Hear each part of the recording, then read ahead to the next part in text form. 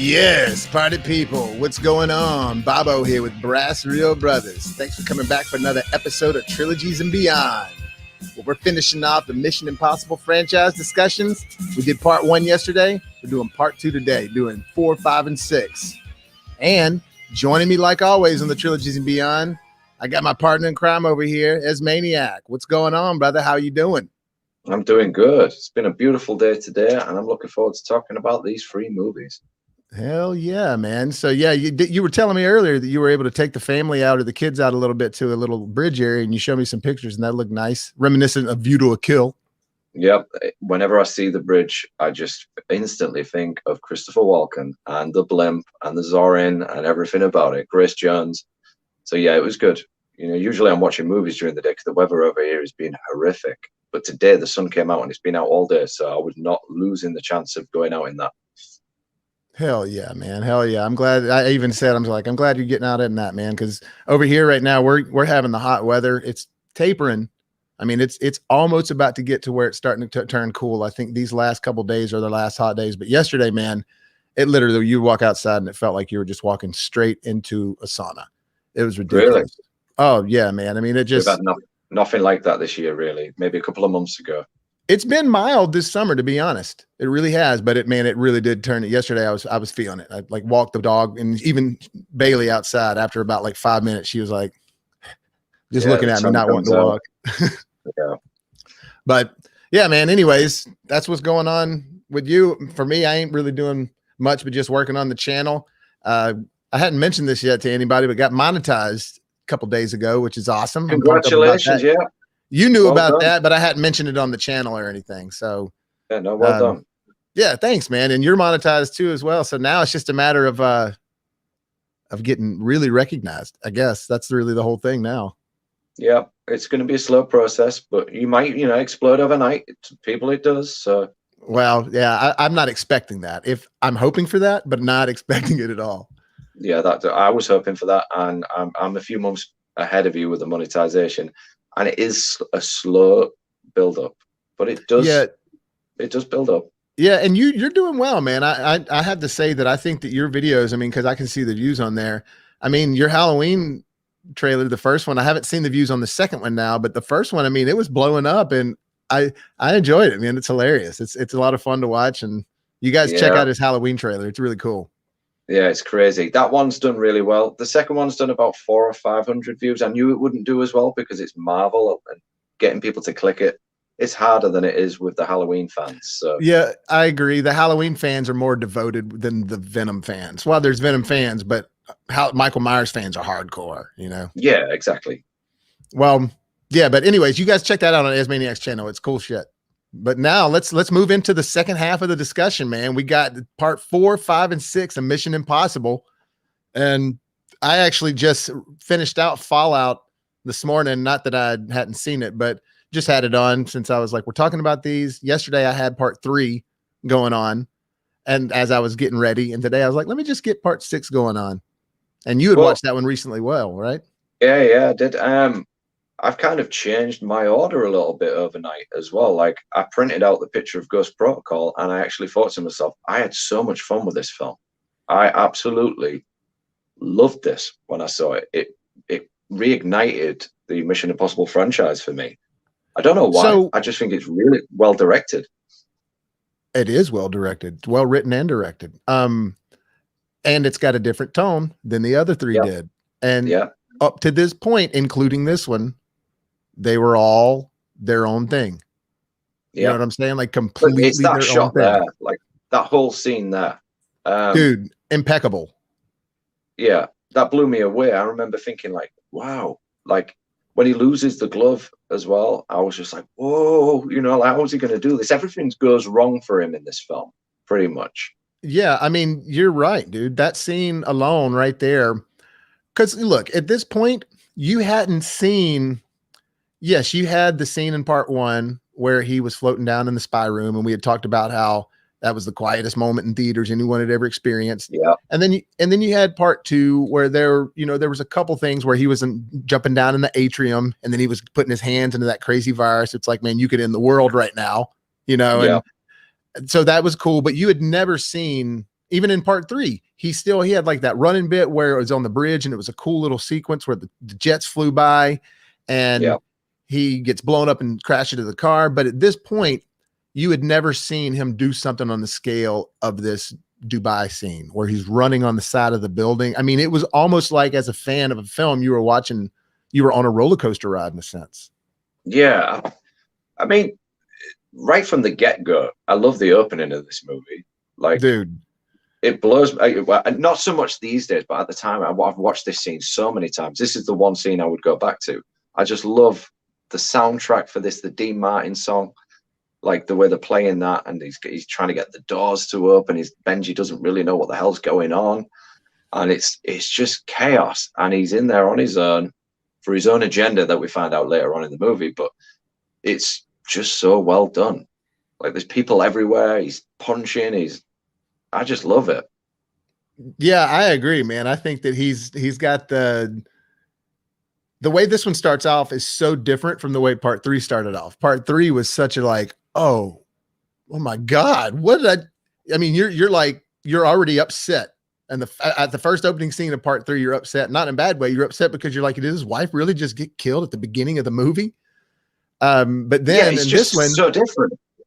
This one, he's like having fun while he's breaking out of prison, and he's been in prison for who knows how long. You know, and he's throwing a rock, and it's perfectly bouncing back to him. That he's carved out the wall, and I just think this guy's badass. No, it painted a great picture of somebody who, okay. So at this point, you don't know, is he happily married? That's true. Yeah, you know what I'm saying? Because the last scene of the last movie is they're walking off hand in hand, happy. So yeah, you don't know what's going on at this point. And what's ironic is they don't even really explain, and we'll get to it in a minute or later on in the show, but they don't even explain until part 6 why they split up. Yeah. You know what I'm saying? Yeah, we'll talk about that bit later. We'll get to it. So I don't want to jump. You're right. I don't want to jump ahead. Yeah. But anyways, but regarding sort of the same thing with part 2, not having Thandie Newton as his, like, why wouldn't it would have been so much cooler if she would have remained his wife throughout? If she would have been this character that keeps reoccurring as his wife, and it would have been her, it would have been a common thread from part 2 on, which would have been just cooler to me. I would have cared more. Or if they'd have phased her out and we had some sort of idea of what was going on. It was like, in a way, like the Bond movies. It was like he was just moving on. You know, it just moves on in the next movie, and there's a new girl. And it's like, hang on a second, we believe that they loved each other in part 2. Right. And most Bond films, in most Bond films, it's really just more of like, we had a rough day, we survived being shot at, all this stuff. How about we shag real quick? Yeah. That's really what it was like in the Bond movies. But this one, you're right. In part 2, he felt like he really loved her. Yeah, I feel like he loved her more than she loved him. Maybe. Yeah. I mean, was that something John Woo was going for? Now we're talking about part 2, but it's just, I think she was depressed because she'd given herself the virus, but you know, she just seems very weak and frail, and he's like doing all this for her, and it's like, does she even care? Like, yeah, I mean, there is a moment of that, but I think that, again, we won't get off on that one. That one's just such a like John Woo personal vendetta type film that you wanted to see her sick. And so you could see Tom Cruise. It's like, I got to save her. And that was pretty much the point of the movie, and the virus. But with Ghost Protocol, not only did it have, just like all the other 3 films, you had part 1, which was like that Brian De Palma-ish kind of like really like just a kind of a twisty plot, but it had that, I don't know the word I'm looking for, provocative. You know, it was a little provocative. Part 2 was John Woo. Part 3 was this J.J. Abrams more intense action. Let's just really fuel this thing. And it was intense. The stakes were the highest. It was the darkest. And then this one was kind of like the fun one. Yeah, it's the fun one. And I think it's got one of the best openings. I love the way he says, light the fuse. And I think it's got, the music's so dynamic. And then it's just an absolute thrill ride all the way through. Like, I don't know if the scene where, I know there's a lot of iPads in this movie, a lot of Apple products and product placement, but isn't there in every Mission Impossible though? Well, yeah, but like this one, where they use the iPad, and they use that projection screen, and Benji's face comes up on the screen. So funny, dude. I So remember freaking sitting funny. in the cinema, I was laughing my head off. I just thought, this is amazing. No, that was hilarious, and that was one of the parts I wanted to talk about. That's why I have the picture downloaded. That yeah, that scene right there. Perfect.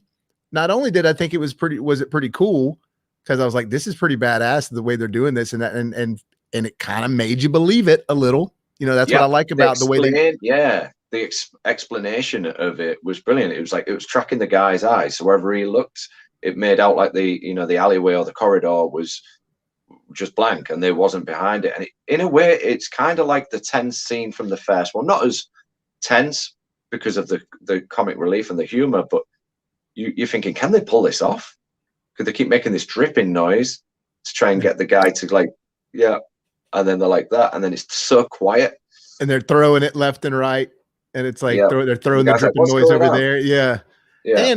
And again, it's fun the whole time. It's not like, I hope they don't mess up because somebody's going to die if they do. It's kind of fun when you're watching it. And I feel like even their behavior in the movie, they know that this is maybe, even though becomes more serious towards the end of it, obviously.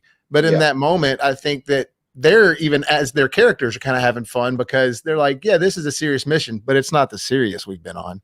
Like it's not as serious as some of the past ones. So I think in that, their characters portray that pretty well, and it makes the scene really fun. Yeah, even though, I mean, it is such a serious mission because of course, like I said, it becomes serious, but yeah, but yeah, it's not as personal. You know what I'm saying? I think it was strange for the first time watching it, seeing how the things were starting to go wrong. Like the message didn't quite work right. Can you remember that part? Like things wasn't working out. He goes to a phone box. Is that right in this one? And like, and I've even watched it relatively recently, but I'm drawn. We watch so many movies. It's hard for me to remember the scene you're talking about.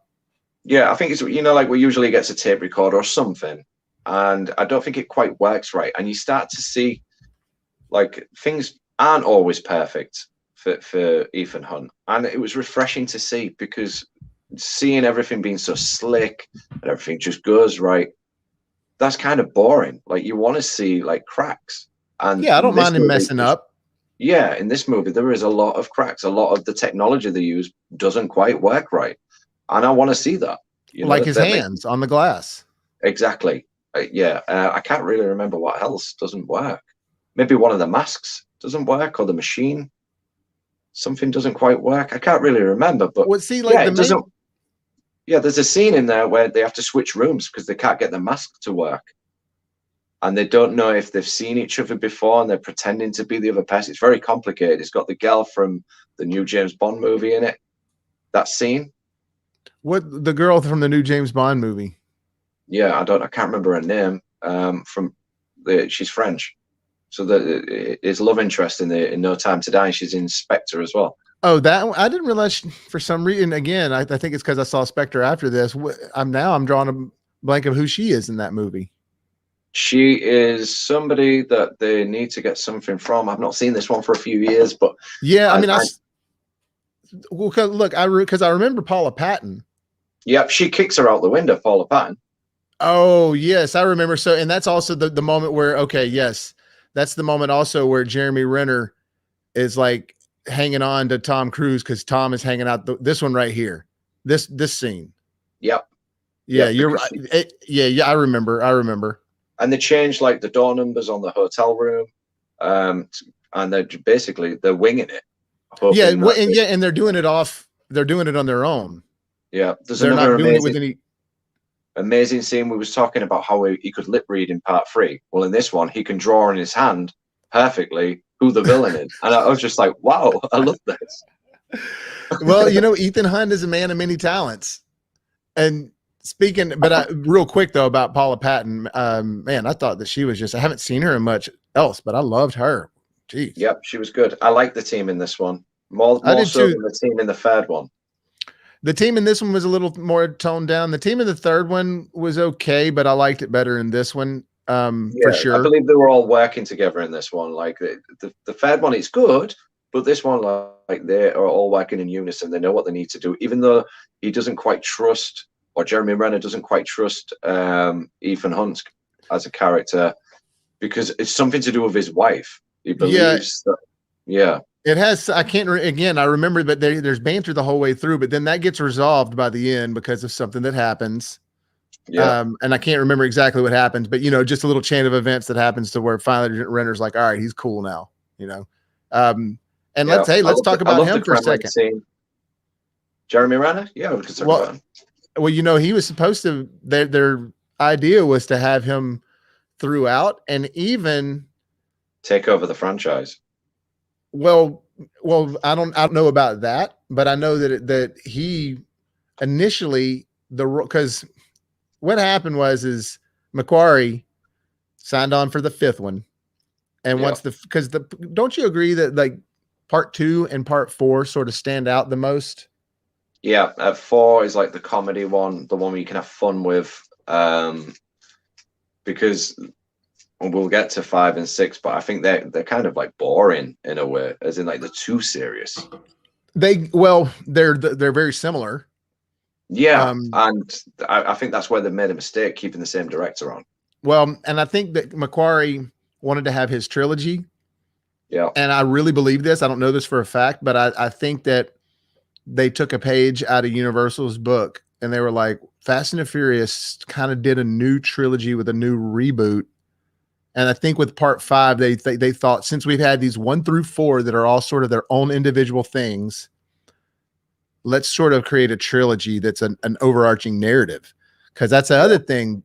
Even though part 4, I mean, they all connect, obviously, because you have Simon Pegg transferring over and all these different things, but they haven't really fully connected outside of 5 and 6. And from what I understand, 7 is going to, like 5, 6, and 7 are kind of like a trilogy. Yeah. And just looking at that last picture you had where they're all walking together, I don't see no Ving Rhames. No. This is the one where he's hardly in it. This is the one that he's hardly in. You're right. This is the one that he's hardly in. And he is in it, but it's just like it's a snippet at the beginning or something like that. Is it when he's talking to him getting out of jail, or is Simon doing that?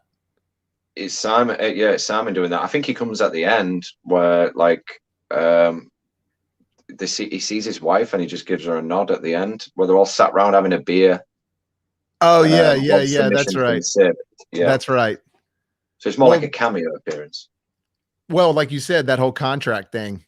Like, let's put him in there just to tie it in. But then he actually is a pretty big part of 6, 3 and 6. He's a decent part of. I remember just watching 6. He's in it a lot, you know? Yeah, he is. Yeah.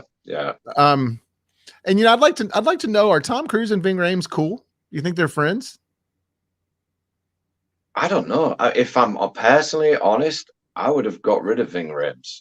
I remember you saying that.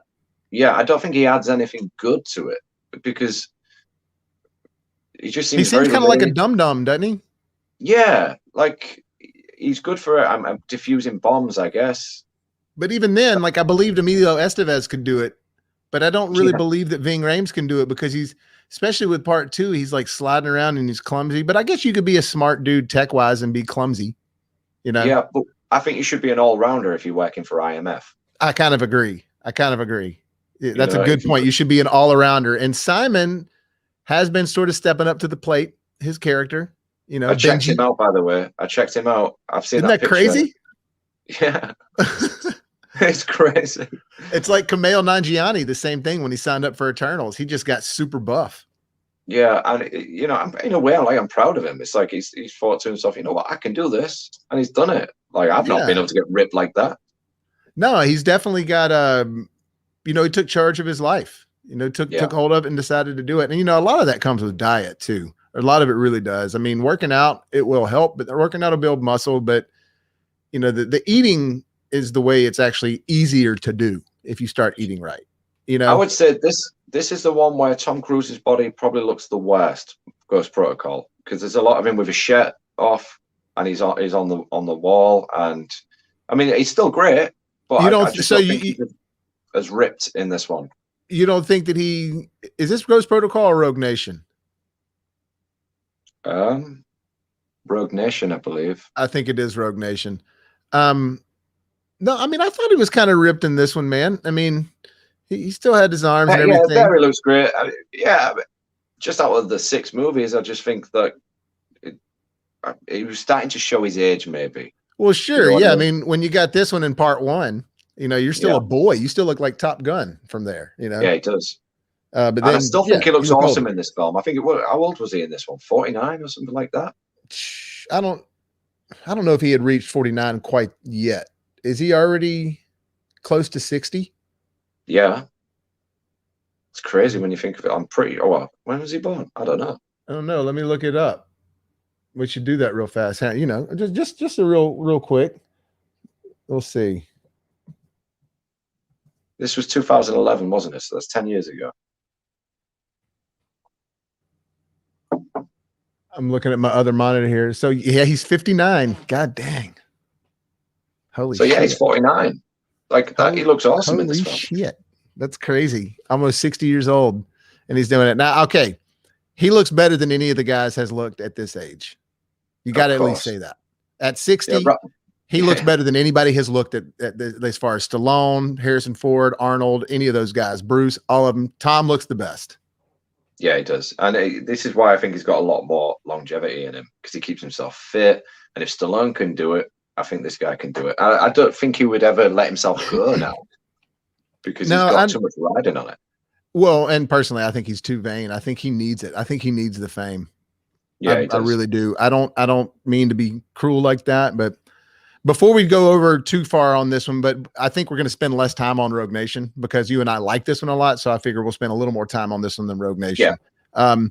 But also the other thing is the villain in this one was pretty decent, man. It was not the villain that I was expecting, but he was pretty good. I think as a follow-up to Philip Seymour Hoffman, he was barely in it, this guy, worse than Philip Seymour Hoffman. But what he was intending to do was kind of scary.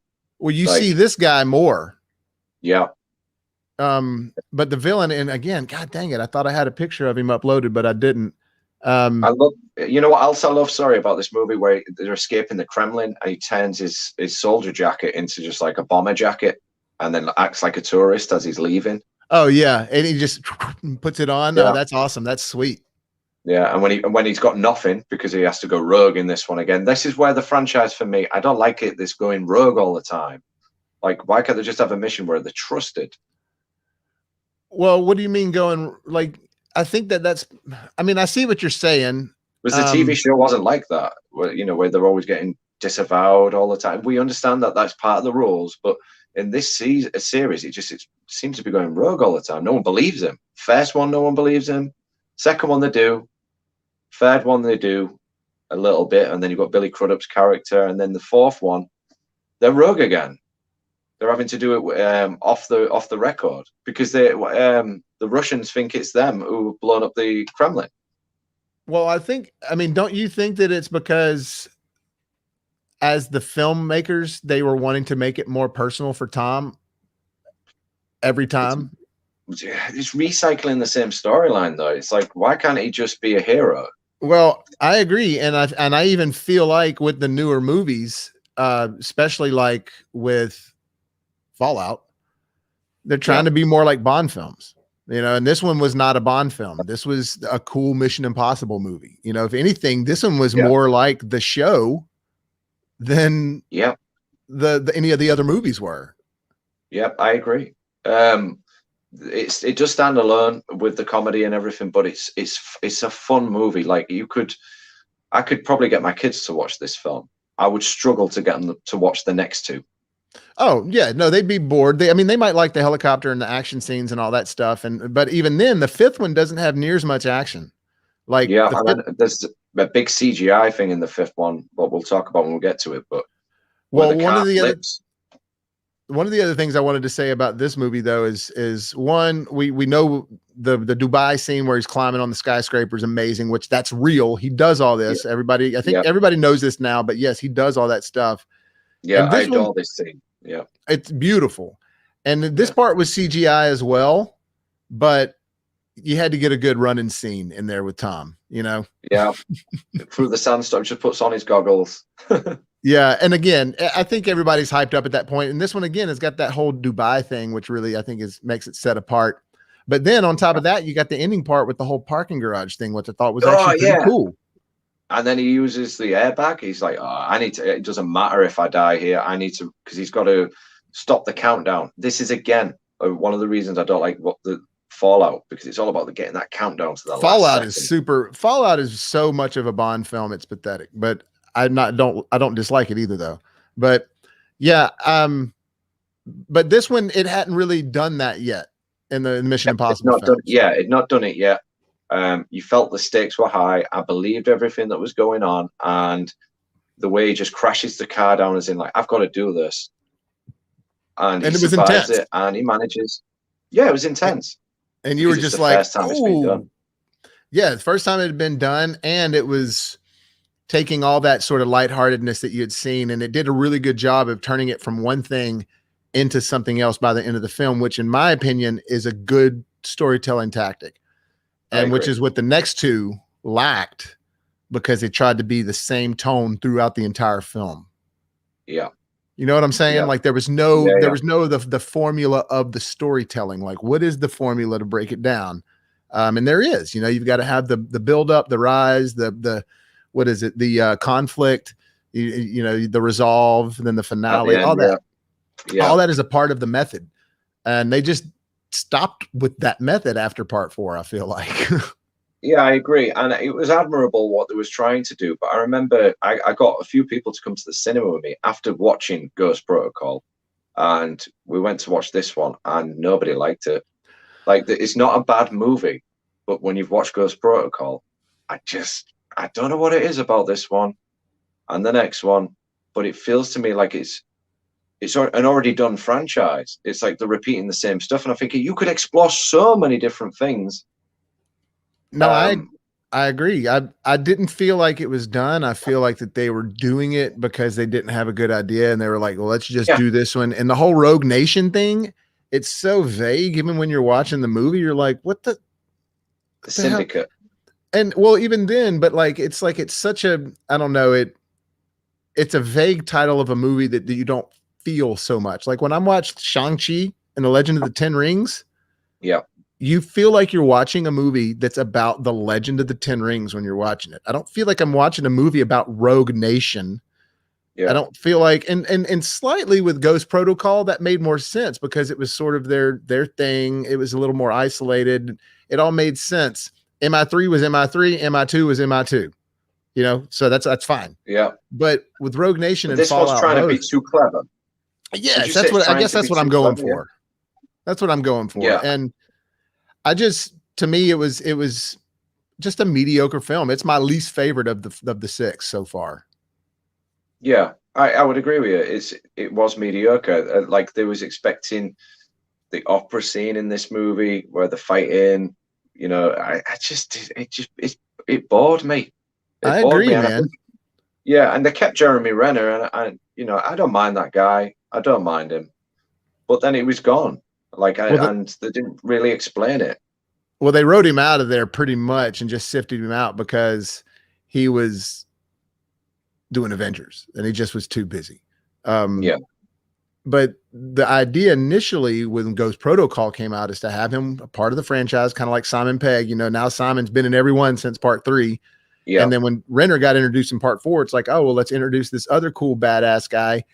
And the rumors have gone as to they wrote in the Henry Cavill character because initially the idea would have been that he was going to be the guy that, like, it would have been a closer friend of his that would have framed him by the end of Fallout. You know what I'm saying? But we'll get to that in a minute. But instead, in turn, you get this new character and this new agency that's overseeing the IMF in part 6 with Henry Cavill. And to me, it was just kind of, yeah. And with this one, I love the opening scene. Not as much as any of the others, but I did like it, you know, where he's strapped to the plane. Oh, yeah. I do like that part. But it feels now, it's like we're waiting for Tom to pop out and the music kicks in. It's like the Mission Impossible music, and then he's running. And, you know, it is a great scene. But even though he's doing something so ridiculous there, where it's dangerous, I didn't care, and I don't know why I didn't care. And I struggle to watch this one because there's a car chase scene where the car flips about 7 times or something, and then they're both fine, and it's like, come on, like I want to believe that there's some stakes here, Yeah, I It's agree. a serious movie. Why does it have that? Like If it's a little, I mean, and they kind of did that in part 6 as well with the helicopters rolling. But yeah, it starts, but what's happening is it's starting to become, we have to top the next one. We have to top the last one. And they're really harnessing this whole Mission Impossible theme. Like, let's do something that is impossible. So Tom Cruise is really filming all the stuff. You know what I mean? He's really did that Dubai scene in part 4. He really did this scene right here. He's really literally jumping on this thing right here where there's propellers going everywhere. Yeah. And so it's more about like watching performance art rather than watching, you know what I'm saying? Rather than story. Like it's they're concentrating way too much on the stunts. And like there is some good elements in this movie. I'll tell you what lets it down as well. I think the villain. Like the leader of the syndicate, and then they carry him on into the second one. It's like, oh my god, he was so drab in this one. Why have you carried him on into this one? Well, and that's another thing too. From This Is Him in part 5, and I like this guy, Sean Harris, and I can't remember his name in the movies. See, that's how unmemorable he is. I only watched it yesterday, and I can't remember his name. I watched it this morning, and I can't remember his name. And see, that's what I'm saying. They're doing, I feel like they're trying to do what Bond was doing with Casino Royale, Inspector, and all that. Christopher McQuarrie's like, let's connect all 3 of these because he's been the villain in 2 of them now. Yeah. And that Christopher McQuarrie did. So it's like they turn him from this. And then by the time you see him in the next one, he's, hang on, I've got the picture here somewhere. I just had it pulled up. I just got to freaking find it. But he's all bearded up and everything. You know what I'm saying? Yeah, looking rough. And for me, he's like whispering his way through, and it's like they're so obsessed with Ethan Hunt. Like it's all about him, and it's just why are they so obsessed with him? It's like the there we go, like disavowed. Everybody's been disavowed, and they're all bad. And and that's. So yeah, and that's the other thing. And again, we'll keep it on part 5 for right now. But yeah, you got him there, and then you see him again here, and he's a little more menacing in the 6th one. But in this one, it's just it was like this. I don't know. He wasn't threatening to me. He kind of reminded me of the villain in Tomorrow Never Dies. Like I didn't really care about what you were doing, and it's like, now was there some cool stuff in the movie? Yeah, like you said, there was. You get introduced to Rebecca Ferguson, which I love her as an actor. I think she's great. You don't, but I know why. She's great. I think she's great, but I don't think she belongs in this because I don't even know what reason. She's a bit boring. Well, she's starting to be in everything, and she's like become this really high-priced actress that's I like her in movies because I like looking at her. I just have a thing for her. But like, like this scene, like give me that kind of stuff all day long. I love that. I'm not going to take that away. But I mean, that's also a hot girl holding a gun with the leg. I mean, that's going to be appealing to a dude. But she gets introduced and now is a part of it. Like she's a part of the main thread they're going for. Like she's in the new one, so. Yeah, I'm guessing she's going to be working for IMF in the new one because they released her at the end of Fallout. Right, because of Angela Bassett's character and everything in Fallout. Or not Angela. Yes, Angela Bassett. I get her and Viola Davis mixed up sometimes. Yeah, but another reason why I didn't like Rogue Nation is because they brought in the Prime Minister. And it was so poorly acted. And I thought, why are we even bringing the Prime Minister into it? It makes it corny, unrealistic. When they start bringing in fake presidents and stuff. I feel like that they were trying to shoe in a serious plot line that, like, to make it. It's like, well, let's throw in something like a prime minister somewhere that's going to get assassinated, and they got to stop it. And so we'll do that. And I feel like it was them coming up with something rather than having like what would be badass is we start out the movie with his wife getting killed. You know, Yeah. like that's an idea that pops in your head where it's like, okay, we got to do this. Whereas the Rogue Nation with the assassination of the prime minister, all that stuff, it was like I felt like they were writers in a room really trying to come up with something. On And they paper, it's great, but when you're sat in the theatre and you're from the UK and you know who the prime minister is at the time, which at the time it was David Cameron, and you know they're getting somebody, I'm guessing, to be David Cameron or somebody like that. Well, they do that in American movies all the time where they'll have presidents on screen that aren't the president. That's true. I don't like that. Like Will Sadler, he's the president in Iron Man 3, isn't he? Is that right? Will's yeah, the guy talking about the villain from Die Hard 2? Yeah, and Bogus Journey. Yeah, I don't remember him being the president, but that doesn't. Oh yeah, you're right. He is, because he's on Air Force One when the Iron Patriot comes over there and puts him inside of it. That's right. Yeah, for me, leave him out of it. Leave the politics out of it, because you're impersonating somebody of the time. Right. Do you know what I mean? Oh yeah, I know what you mean. It takes away the connection of reality of the film, you know, and like when you want to believe it's real. We all just rolled our eyes. We was just like, what's going on in this? Like, this doesn't feel like a Tom Cruise. Like, I don't want to dog on this film a lot. But no, but I mean, these are the reasons why I don't like it. Well, we both agreed it's the worst, our least favorite in the franchise. I think it's the worst in the franchise. I think the story's the least compelling. And while the story's not much better in Fallout, at least the pace of Fallout was better. You know what I'm saying? Like, you can't deny that that's entertaining to watch. Does it make it a great, awesome Mission Impossible movie? You know what I'm saying? Like, it's not like the full package isn't there. You know what I mean? Like 1, 2, and 3 are for me. Those packages are there. Part 4, the whole package is there. But yeah, this one just has, when I think of Rogue Nation, I just think dull. Yeah. Exactly how I feel. I just think I would never put this one on by choice. Like, if it's on one TV, of those ones. It's one of those ones that you're back in the day when you actually had cable that you would stroll through. If you accidentally landed on this one and it was already a quarter or third of way through, you'd be like, I'll finish this out. But you're never going to like put it on because you're excited to watch it.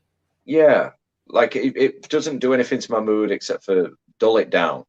You know, like I'm just, I'm bored. So I'm with you 100%, man. And hey, look, again, Rebecca Ferguson, I love you, girl. You know, she moves a lot more in this one. You know what? I can't even remember doing all this in this one. Yeah, I mean, she does some stuff in part 6 as well. On the motorbike and everything. And like when they're and then when they're in the bar scene and stuff like that. Which, by the way, I mean, let's just move on to part 6, huh? Yeah, let's move on to that. So. Oh, well, we didn't mention this actually, I wanted to mention one thing. By part 5, it was starting, and we had said it with the plane. It was like, all right, now it's like, what other stunt are you going to go do that's going to top the Dubai thing? So he does the plane, but then also they had a motorcycle scene and all this crazy stuff. But it's like, well, but we saw that, a lot in part 2, and then you actually get more of it in part 6. So it's like, I think it's cool. And obviously what you're pulling off on film is very risky and dangerous. And wow, you just captured something awesome. But that's what you're doing every time now. So like I said, it's that performance art feeling. You did have Jeremy Renner coming back, but I think it was just their way to write him out of the franchise. Yeah, and I think Alec Baldwin's in this one as well, which they carry on into the next one. Which crazy. I didn't even get any pictures of him. I should have, but anyways. Yeah, he's trying to bring the IMF down in Rogue Nation, but then he realizes that they need to be, and he joins them. Yeah, he becomes the boss. And that, honestly, I kind of like parts of that because I just like Alec Baldwin. He's one of those guys. It's kind of like The Rock. It's like, yeah, even though he's not the greatest actor of all time by any means, they just have this charisma that just works on the screen. I've liked Alec Baldwin my whole life. That's what I'm saying. It's like he just has this thing about him. It's like I like him and everything. And he is a great actor. I'm not taking that away from him. You know, it's just not something you don't think of like, man, you remember that role Alec Baldwin did where it was just like really broad. But he does like Jack Donaghy on 30 Rock. You know, he had that movie The Edge with Anthony Hopkins. I mean, The Getaway back in the day. I love The Getaway. Yeah, I love that. And Too Hot to Handle. I love it. And The Shadow. I love it. You know, I have The Shadow, but I have it all. But yeah, no, Alec Baldwin's great. I love him. I loved him in Dr. Death. Played a role I hadn't seen before. But this one, he's very much that smart ass, just Alec Baldwin, quick character. He's basically what Lawrence Fishburne was in Yeah, part 3. they could have got anybody to do it.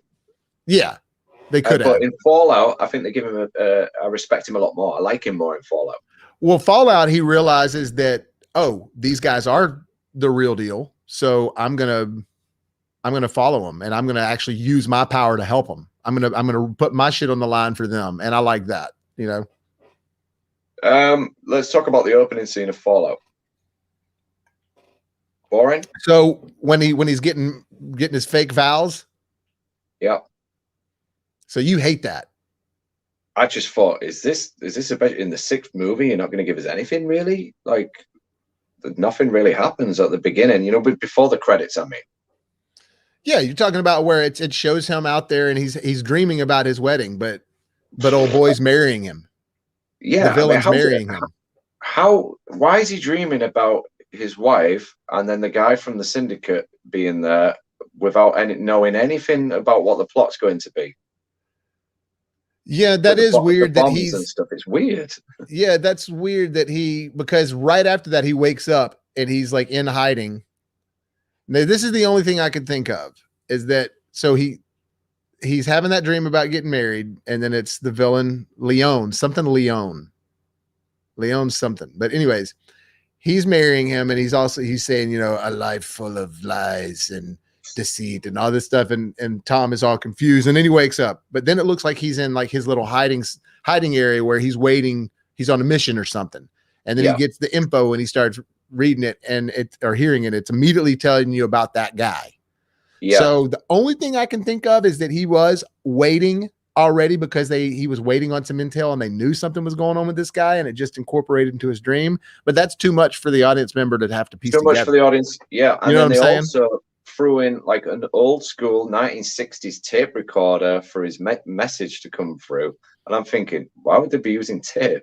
Like, well, I mean, I guess the self-destruct thing, I don't know. And did you notice how much smoke came out of that tape recorder when it burned up? Like, imagine if he wasn't watching it there, like he was in the middle of like a town center or something. And yeah, no kidding. Like, what the hell is that guy on fire? Is he fleeing his pets? Yeah. What, you know, and it went from them having like the coolest way from them to get messages to them, like you said, on tape. Doesn't work for me. It's the same as James Bond getting the first car back, the Aston Martin. It just doesn't work for me. Like, I just don't believe that he'd be driving that these days, but that's just me. You know, I want to see him with something new. Like, we've seen that 30, 40 years ago, and I get it. It's for fan service, but they started putting new Aston Martins in there. You just didn't like it when he got the first old one. Yeah, little nod to the old ones. Yeah, but to me, that little bit of fan service is fun. I like that. I know, and I think it seems Americans love it more. Like the fan service, I hate it. You find it a little cliche. Yeah, I want to be immersed into it, and when it feels like they're doing it for the fans, I just think, oh yeah, I'm watching. When they're winking at the screen, you don't like that. Yeah. Huh? Yeah. It depends on how well it's done. I mean, I will say that sometimes it can be overdone and it's like, all right, you guys are taking me out of it here. But I mean, if it's something that's like, all right, and getting off track of Mission Impossible, but just an example, Iron Man 1, when Rhodey walks by and he sees the silver and it's the Mach 2 and he's like, maybe next time. And then he walks away, and that was just a little nod to War Machine. That shit's cool. You know what I mean? That's fun. Yeah, because it's subtle. It's subtle. Yeah, very subtle. Yeah. Right. But there are ways that they could do it to where it's just like, oh God. Henry Cavill, absolutely, like, he tries his best, but I don't believe him as the villain. Like, he's meant to be the main villain. Like, I believed him. Yeah, I believed him until you find out he's the villain. I believed that he was somebody that was just doing his job. Yep. I believed that. And look, the whole, you know, the whole scene when they're fighting in the bathroom, everything, that's all intense. I like that scene. That's cool. And I like his look. I love his whole look here. And we got Rebecca Ferguson returning again and everything like that. And she's more involved action wise in this one. But I mean, is there any need for her to be there? The plot says so, but she works for the British government. All she's there for is to try to get in their way when they're already getting chased by other people. Yeah. Remember? Like she's just a person in the way, but then at the same time, it's like, oh, but she was on their side the whole time. And I knew she wasn't ever against them, but she was making their job hard. And, you know, I think it was, this one is a sign of them too many characters, too much stuff going on. And this scene where everybody starts double crossing everybody in like 5 minutes. Yeah, I kind of liked it because this scene anyway, when I watched it, it stood out to me. Because I'd forgotten this scene. It was like, how do they catch out that he's the bad guy? And then I liked that part, but right after that, when they're all meeting up, and then like Tom Cruise has got the villain with everybody else, and then Simon Ving Rhames, or Simon and Alec Baldwin are walking behind Henry Cavill because now they've got him, and they all meet up in the same area, and they're like, but why were you trying to double cross me, and why were you trying to frame him and all that stuff?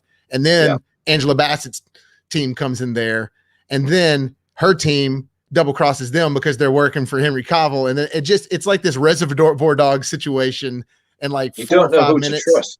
There's way too many chiefs. It was just like, come on, man. It's like in Indiana Jones 4 when the guy turned out to be like a triple or quadruple agent, where he just kept going back and forth. It's like now you're just like, I feel like you're trying to make it more than it should be. You know, I think Henry Cavill would have been great as an IMF agent. Like, I would have loved it if he would have been part of the team. Yeah, if he would have been that guy the whole time you thought he was, until he turns the villain. Like, yeah, that would have been great because he worked. He seemed like a good sidekick. Yeah, I didn't like the where they jumped out the plane, because that's not real, is it? Any of that? That was CG. That was very real. That's real. This is all real, man. That's actually Tom Cruise. It's not Henry Cavill, but that was one of 2 big stunts in this film. So see this right here? That's actually Tom. That him right there in the middle of the screen. That's actually Tom. And he trained for weeks. I know this because I read up on it. He trained for weeks skydiving, because this was actually them jumping above the line, you know, as far as you can jump at the stratosphere to be coming down. And they did that. And like I said, it's not Henry Cavill, but it's Tom Cruise. But he insists on doing that. He's part producer of these. His insurance is astronomical. So it was real. Right. I didn't believe it. I didn't buy it. But if it's real, then that's an amazing stunt. Like, it's beautifully filmed, that scene. It really is, man. And again, no, I'm not saying that there isn't like a moment at the beginning where they're shooting inside of the plane and stuff like that. That could have been on a stage or something like that. But them actually, like this right here of them going down, that was all him. Right. Okay. Because I thought, what are they doing? Just CGI in his face on? Probably not. I don't know. Has he done this? That's actually him. About it. Yeah. But this should have been the opening scene. I agree, because then they do one other thing at the opening of this, because first they're getting married, but then it floats into something else to where he gets the mission, and then he goes and tries. I don't know, he doesn't capture somebody. I just watched it, but it doesn't feel like the 3 plutonium bombs, and they go missing. Oh, that's right, that's right, and that's right, because they plutonium bombs. Yes, I've seen it in Dark Knight Rises. I've seen it in so many films. It's just, is that all we've got as a story? Bombs? I agree. And right now it's just like a guy's stealing something that's bombs, and somebody has to stop it on time. And did you enjoy? I was going to say the opening to this wasn't dynamic. Yeah, it's not as dynamic, and maybe that was deliberate. I don't know. But for me, the rest of the movie is so action packed. I just felt like it was a very not dynamic opening. There's a lot of deception to the viewer as well in this movie. Like that part when they've got the guy who makes the bombs in the hospital bed, and that, you know, we think that they've blown up the world. Okay, and then in reality, it is clever.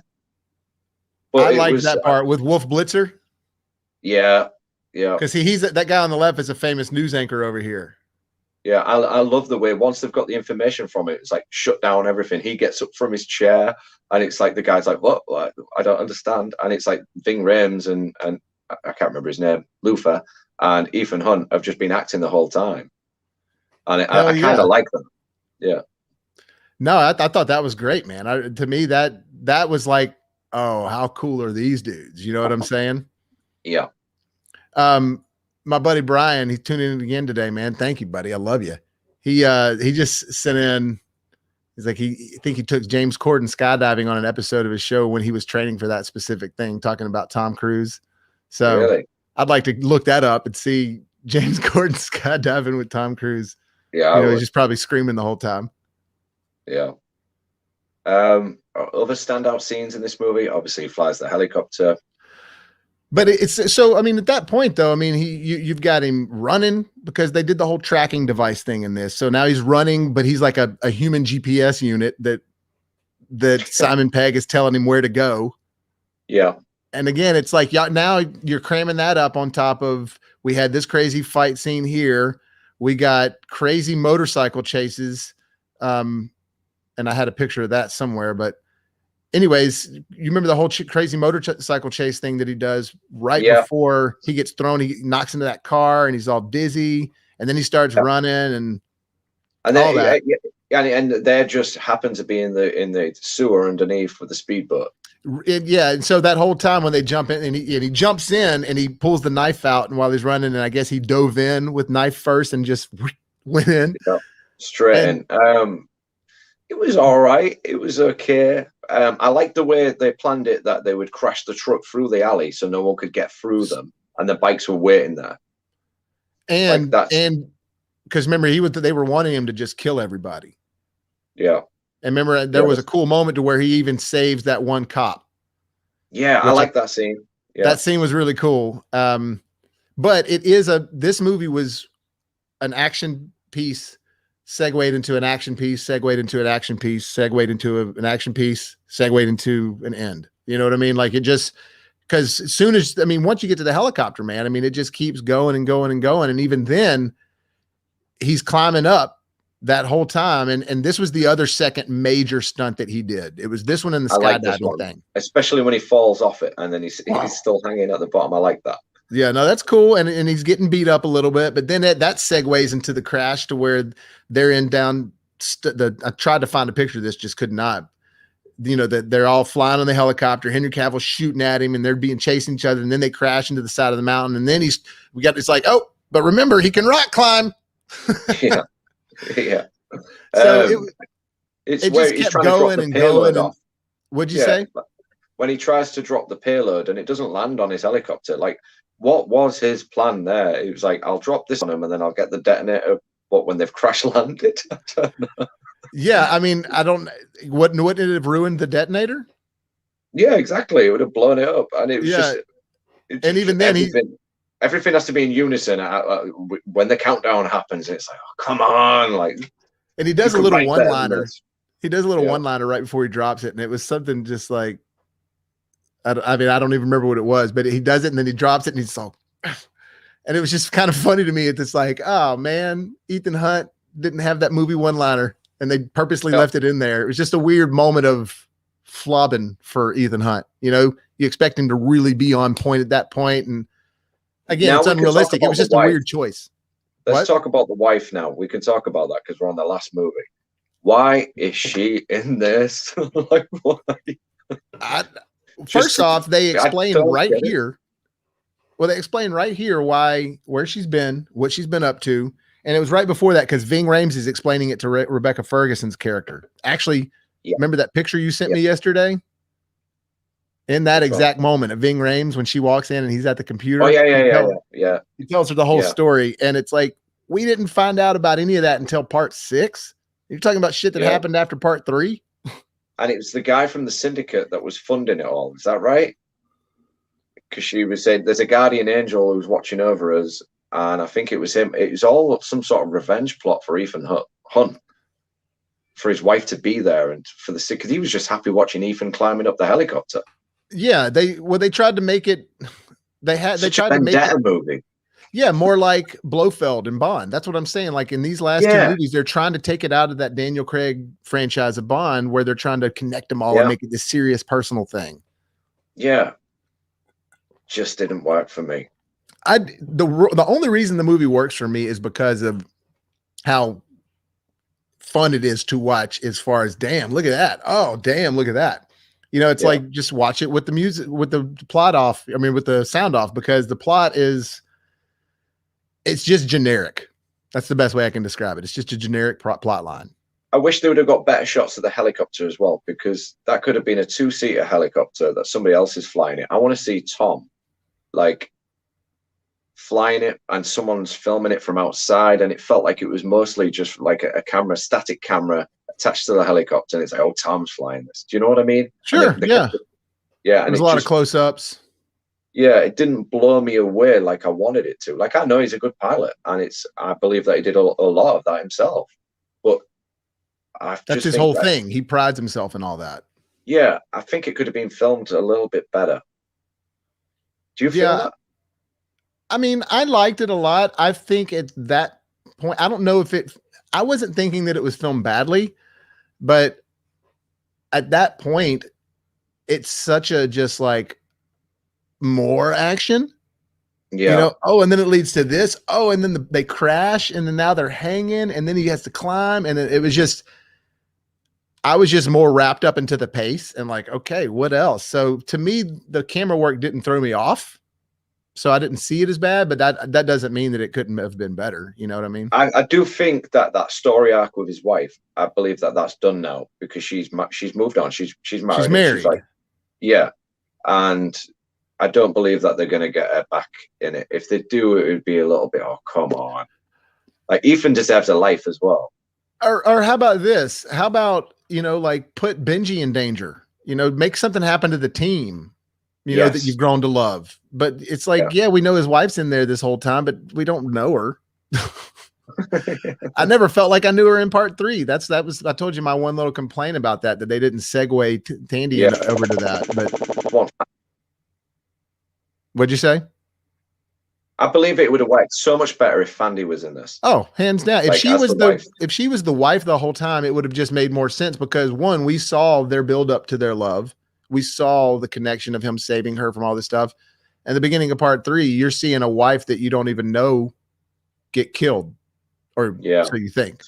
So it gives you no time frame in between each movie as well. You don't know how much time's gone past. You really don't. And I mean, yeah, he ages, and they're like about 5 years apart sometimes, but overall, I like this one the best out of the McQuarrie films. There's only 2, and apparently the third one, it's getting decent. What's the footage that's been seen at CinemaCon? It's getting decent reviews so far. Yeah. Same thing with Top Gun 2.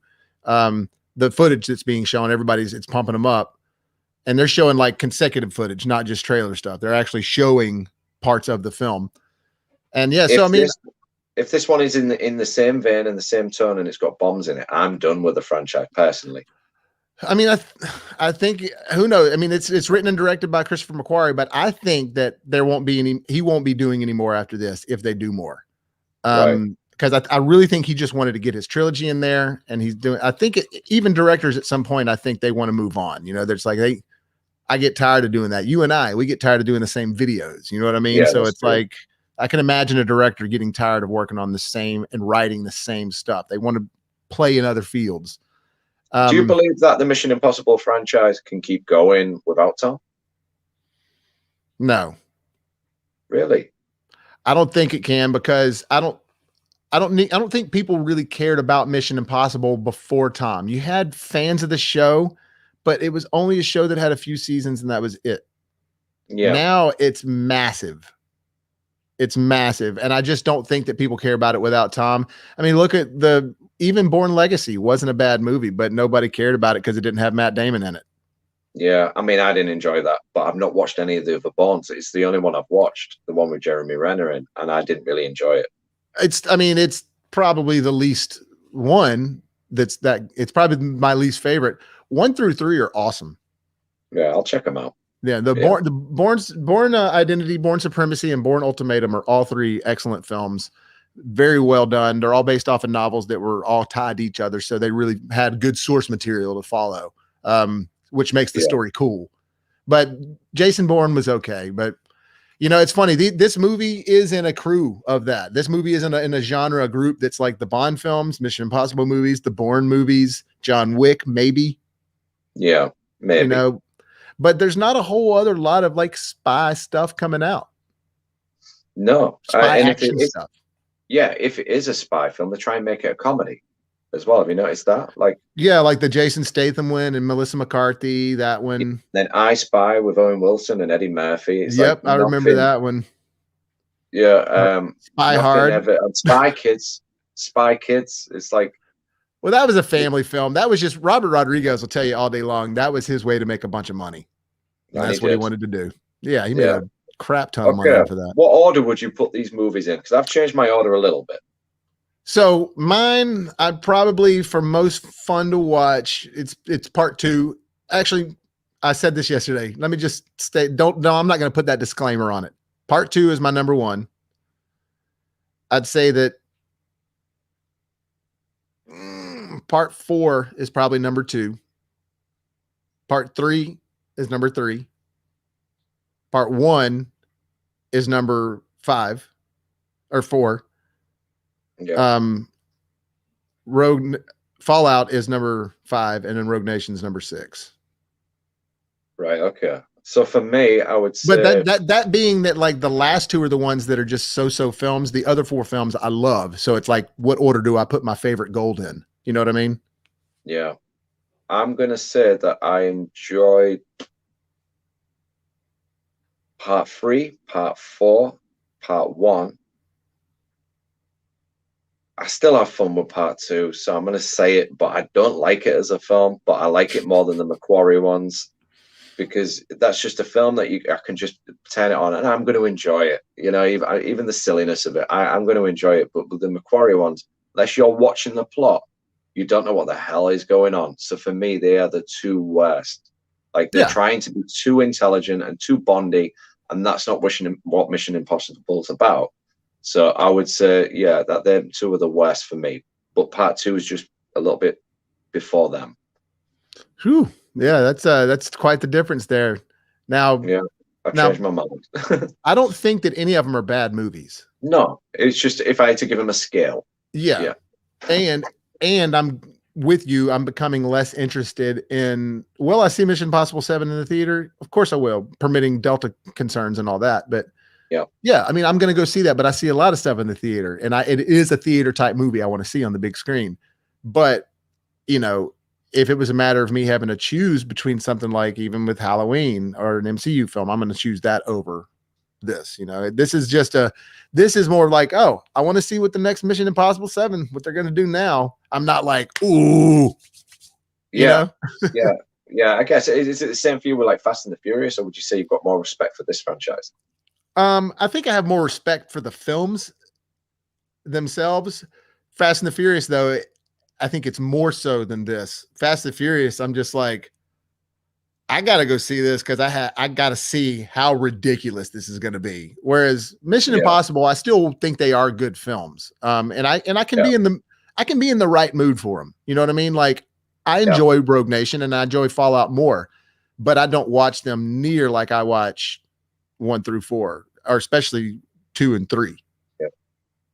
So I hope that it goes back on track to different directors each one and give us something new with each one. It doesn't have to be a stunt, but give us a different plot line. Sure. And then this franchise has got longevity. No, I mean, I think as long as Tom Cruise will be a part of it, and I think he will for a while. I think he said his goal is to do 10. So, you know, if you have 3 more with Tom, I mean, that's you're going to be like 70 at that point. So, that's crazy. Yeah. Thinking about it's crazy. It is crazy. 3 more films, probably, because if they do our whole lives, like we've watched him since we've been kids, and this guy, since I can remember movies, I remember Tom Cruise. Yeah, he's just part of being a child. Like it's crazy. I mean, what person doesn't know the name Tom Cruise if you know movies? You know what I'm saying? Like it's just one of those names. There. My friend, his partner had never heard of him. He got rid of her. Okay, 1 in how many million? Yeah. And he was like, I can't believe she was beautiful and everything, but he had to get rid of her. She didn't know who Tom Cruise was. Yeah, that's sort of a deal breaker on my end. She'd never heard of him. That's hilarious. Hey, but it's seriously, man, that's a slight deal breaker. If you don't, it's like, how do you, because, you know, if you got to have that common thread, you got to have something, you know, because it'll be constantly in your mind. Like, how do you, like my friend of mine had never seen Star Wars when I lived in Illinois. I'm just like, what? Like, Tom I understand even if you don't like it. Yeah, Tom I get Cruise, it. you know him. Just how do you not know who that is? But again, some people live under a rock. Yeah, they do. What? Hey, man, I enjoyed this. This was good. This was fun. We hashed those out, and I think we agree that 1 through 3. Well, I think 1 through 3 are just more solid films. Well, 1 through 4. 1 through 4 is more solid Yeah, films, but with this new route that they're going, it just it's I'm just with you. not It as just fun. it's not as It's fun. They don't feel as important. Yeah, they're done. They're done. And then they're trying to raise the stakes and stuff, like get rid of Ving Rhames now, pay him what he needs to be paid and get someone who's athletic, part of the team. You know what I mean? Somebody like get Jeremy Renner back once he's done Movies Hawkeye. movies will do that though, man, at the end of their franchises, just like but like even right now, Vin Diesel in F9, it's just like looking way different now than you did in the first one, man. Like you're looking like an older dude now that's trying to stay young. Yeah. And Yeah. it's like cut it off. But anyways, hey man, I know we do this every time, but I like to just give you your shot. Tell everybody where they can find you. Or you can find me on Ed's Maniac. That's my channel. I make stupid videos to try and make people laugh. So no ill intent. It's all just for fun. So yeah, you can find me on YouTube. Well, yeah, and his videos are great, y'all. They're awesome. They're hilarious. They're short. And again, if anybody's thinking that he's got any sort of agenda, but anyways, it's all just fun. It ain't nothing but fun. Yeah. Just having fun with stuff. Yeah, 100%. It's all for fun. Well, hey, dude, thank you so much for joining me again. And I'll give you a holler and a shot. But yeah, maybe we'll talk to each other and we'll be doing something on Tuesday, maybe, if you got time. Yep. If not, no worries. Yeah, no, that's fine. That's brilliant for me. All right, man. Well, hey, have a good one, man. We'll talk to you soon. Yeah, you take care, buddy. See you, bud. And also, guys, thank y'all so much for joining me. Look for my Shang-Chi review. I just put that out on my channel over the weekend. Shang-Chi was awesome. You guys definitely go see that. But check out my review. Decide for yourself if you really want to go. And also, if you weren't able to look in and comment to the show, you can always send some stuff to brassreelbobby@gmail.com. I'll respond about anything. If you want me to talk about something, discuss something, you got a question about something, just send it on to there. Let me know. I want to get involved with the community. And I always do my show Monday through Thursday, live show, BrassReel Tonight, where it's just a bunch of movie news, everything coming out to the big screen, everything coming out at home to stream, and all the shenanigans going on behind the scenes. And I also got my reviews coming out every weekend.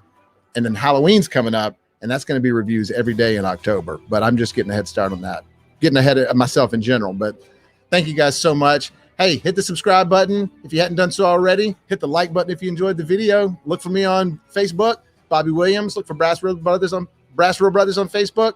Look for BrassReel Brothers on Twitter. And I'll see you guys on Monday. Thank y'all so much. Have a good one. Peace.